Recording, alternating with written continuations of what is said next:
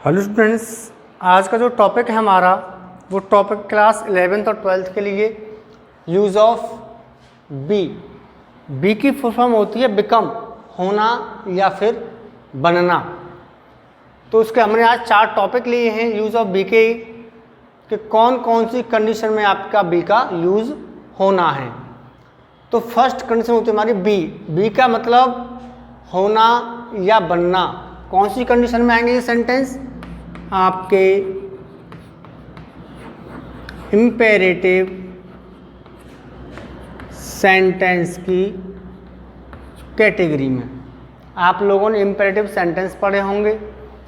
Imperative sentence हमेशा verb की first form से स्टार्ट होते हैं।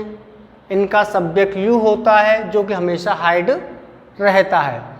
तो इसके कुछ एग्जाम्पल देखें। जब इम्पेरेटिव सेंटेंस के लास्ट में होना या बनना का सेंस आता है तो वहाँ आप as a main verb be का यूज़ करते हैं। इसके कुछ एग्जाम्पल्स देखते हैं हम।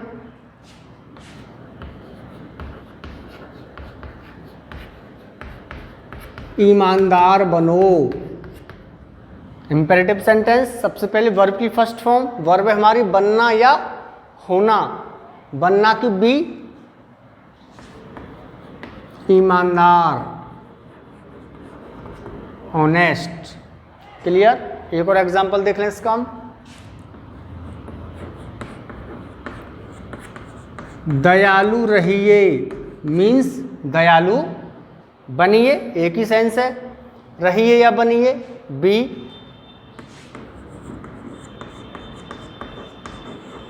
काइंड। तो कहने का मीन्स ये है जब किसी भी इम्पेरेटिव सेंटेंस के लास्ट में बनना या रहने का सेंस आता है तो वहाँ बी का use as a main verb करते हैं और उसके बाद आप ऑब्जेक्ट का यूज़ करते हैं। क्लियर? नंबर सेकंड, विल के साथ बी का यूज़ 3 कैटेगरीज में होता है। जब विल के साथ बी आएगा तो सेंटेंस में या तो केवल ऑब्जेक्ट होगा, वहाँ वर्ब मेन वर्ब वहाँ पर आपकी नहीं होगी। और ये कैटेगरी आपने सिंपल फ्यूचर सेंटेंस पढ़ी होगी, होंगा, होंगी और होंगे के सेंस में। दूसरी कैटेगरी है बेटा हमारी फ्यूचर कंटिन्यूअस टेंस में विल बी का यूज़ वर्ब की 4th फॉर्म के साथ में, रहा होगा, रही होगी, रहे होंगे के सेंस में। और तीसरी कैटेगरी हमारी विल बी का यूज फ्यूचर टेंस में पैसिव वॉइस के साथ, जहां आप वर्ब की 3rd फॉर्म का यूज़ करते हैं। तो इन तीनों का एक एक एग्जांपल ले लेते हैं। सबसे पहले विल बी का यूज़ ऑब्जेक्ट के रूप में जहां मेन वर्ब नहीं होती है। तुम एक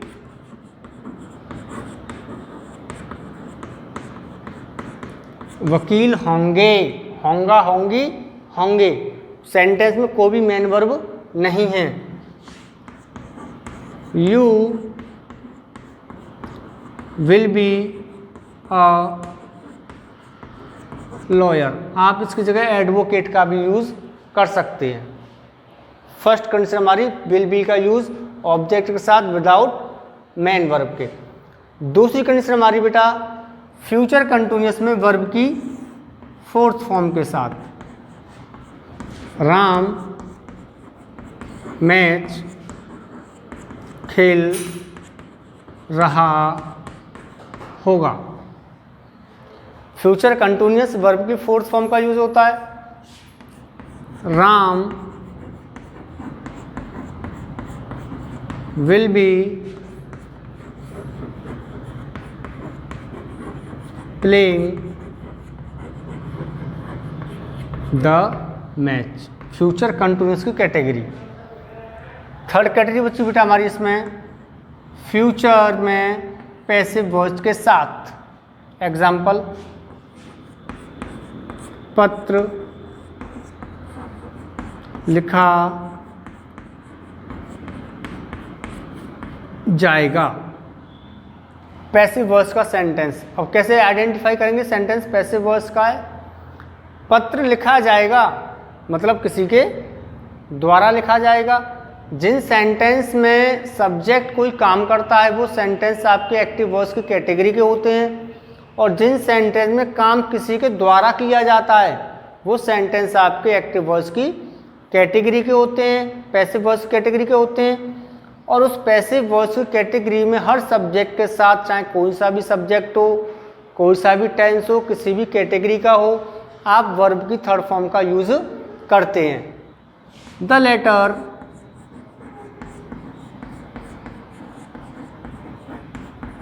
विल बी, वर्ब की थर्ड फॉर्म होती है आपकी लिखना की, रिटन। क्लियर? बी के एग्जाम्पल मैंने आपको करा दिए। विल बी की तीनों कैटेगरी का एक एक एग्जाम्पल मैंने आपको करा दिया। अगली कैटेगरी हमारी टू बी, होने वाले या फिर बनने वाले। एक एग्जाम्पल इसका ले लेते हैं हम।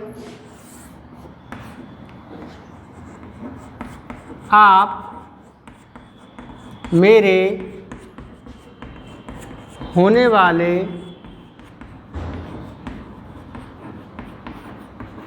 अध्यापक हो। सिंपल प्रेजेंट का टेंस, सिंपल प्रेजेंट मतलब केवल हेल्पिंग वर्ब आपको इज, एम और आर लगानी है। सब्जेक्ट हमारा यहाँ आप मतलब तुम, यू। सिंपल प्रेजेंट का सेंटेंस है तो हेल्पिंग वर्ब आर हो जाएगी क्योंकि सब्जेक्ट हमारा प्लूरल है, यू आर, तुम हो। होने वाले टू बी माय टीचर। और आप लोग इसको दूसरी कैटेगरी में बना सकते थे, आप कह सकते थे you are my teacher to be. आप टू बी को या तो वर्ब के बाद रख सकते हैं या फिर आप उसको ऑब्जेक्ट के बाद में भी रख सकते हैं। लास्ट रूल है हमारा मॉडल वर्ब के साथ बी या फिर पैसिव वर्ब्स की वर्ब की थर्ड फॉर्म के साथ बी का यूज।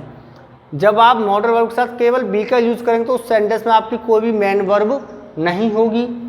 जब आप मॉडल वर्ब के साथ पैसिव वर्ब्स में थर्ड फॉर्म का यूज करते हैं तो उस सेंटेंस में मेन वर्ब होगी, प्लस उस सेंटेंस में सब्जेक्ट के द्वारा किए हुए कार्य के बारे में नहीं बताया गया होगा। तो दोनों के एक एक एग्जाम्पल लेते। सबसे पहले एग्जाम्पल लेते हैं हम बी का। Modal verb plus be. Example,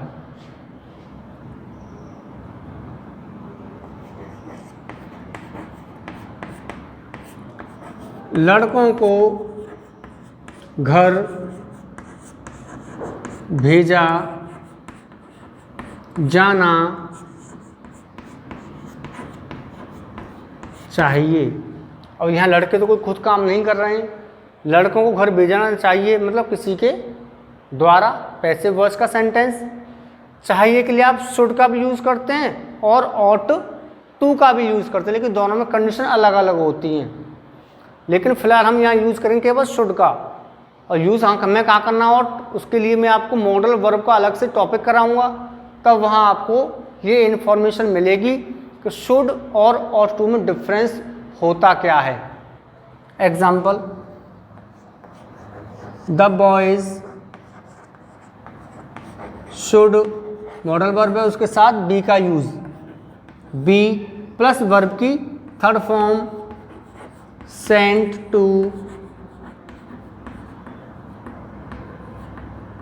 house. Clear?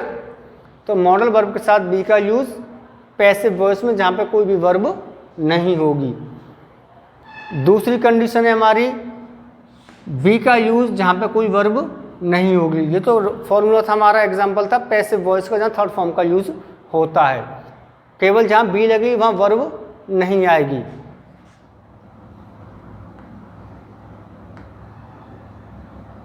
तुम एक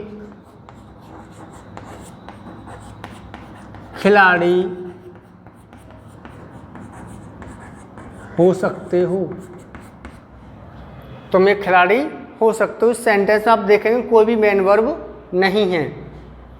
सब्जेक्ट हमारा यू। आप यहाँ मे का भी यूज कर सकते हैं और आप यहाँ कैन का भी यूज कर सकते हैं। डिफरेंस मैं आपको मॉडल वर्ब में बताऊंगा, डिफरेंस दोनों में क्या है। प्लस आप दोनों के साथ बी का यूज तो आपको करना ही करना है क्योंकि टॉपिक ही हमारा वही है। अ प्लेयर,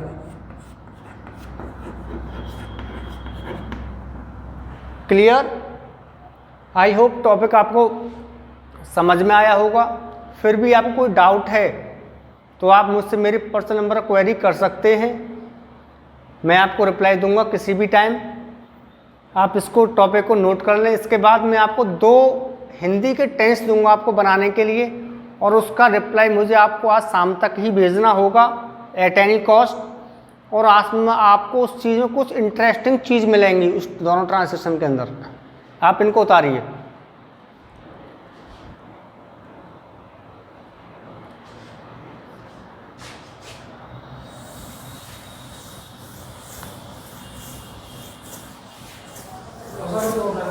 बस केवल 2 टेंस डाल दूँ, बस है वो।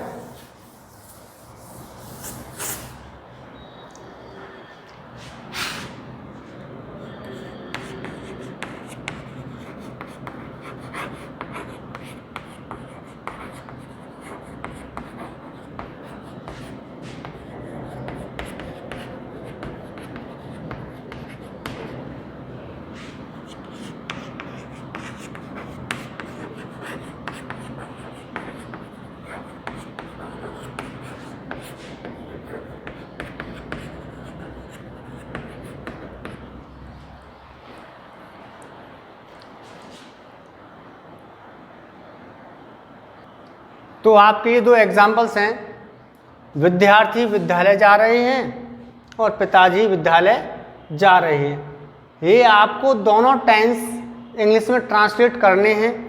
मुझे पता है आप लोग इसको भी प्रेजेंट कंटिन्यूस में बनाएंगे और इसको भी प्रेजेंट कंटिन्यूस में ही बनाएंगे, लेकिन कल की जो वीडियो मैं आपके लिए अवेलेबल करूँगा तो इनमें आपको मैं कुछ यूनिक, कुछ डिफरेंस चीज़ बताऊँगा आपको, जिसको देखकर आप लोग हैरान रह जाएंगे।